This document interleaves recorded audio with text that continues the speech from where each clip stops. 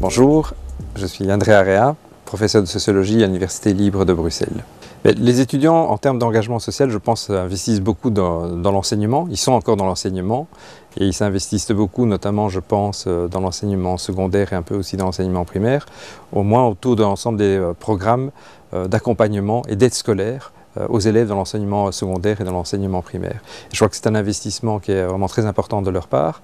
D'abord pour un investissement, je pense, individuel, personnel, moral, c'est venir en aide, c'est un signe de solidarité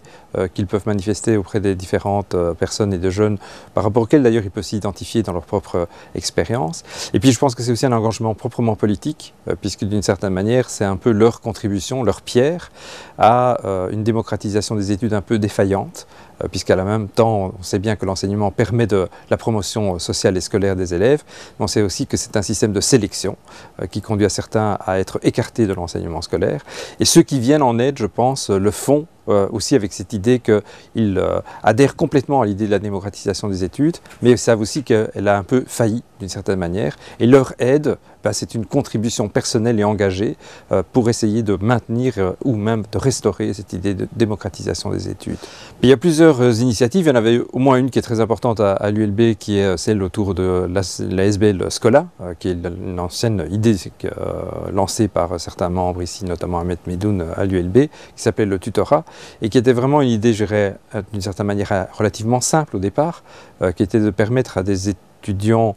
ici, qui ont un certain nombre de compétences dans certaines matières, que ce soit en français ou en mathématiques, souvent d'ailleurs, de venir en aide à des élèves qui sont dans l'enseignement secondaire et qui rencontrent des difficultés dans certaines matières. Donc c'est vraiment du soutien scolaire, et c'est peut-être d'autant plus important par rapport au secondaire que ce qu'on appelle traditionnellement les écoles de devoirs, qui existent, qui sont menées par des associations, travaillent essentiellement sur l'enseignement primaire plus que sur l'enseignement secondaire. Donc d'une certaine manière, les compétences que peuvent avoir les élèves, les étudiants, pardon, de l'université étaient vraiment très utiles pour les élèves du secondaire, où il y avait aussi un manque d'une certaine manière. Et puis ça permet aussi de serrer les liens, je pense fortement, entre des étudiants et des élèves, et de permettre aussi la rupture du passage entre les athénées, le lycée, l'enseignement général, et d'autre part l'université, où on sent bien que c'est un saut qualitatif important. Et ce type de travail, outre l'engagement qu'il manifeste de la part des étudiants, permet aussi de rapprocher, je dirais, les écoles secondaires, les athénées, les élèves dans les athénées, et d'autre part le monde universitaire. Je pense que la question du soutien scolaire et de l'individualisation de l'aide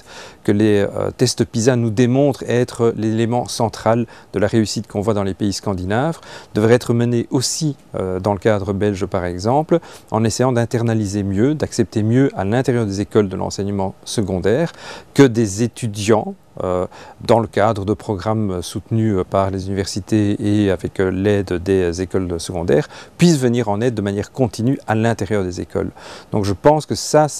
nécessite sans doute une initiative politique peut-être un peu plus affirmée que le n'est aujourd'hui, en essayant encore une fois de réduire sans doute la cassure ou le saut qualitatif qu'il y a entre l'enseignement secondaire et l'enseignement universitaire. Ça permettrait de rejoindre les deux types d'institutions et surtout aussi, encore une fois, d'essayer de développer de manière beaucoup plus intégrée le soutien scolaire à l'intérieur des plages scolaires existantes et non pas en dehors de celles-ci, comme si c'était quelque chose qui venait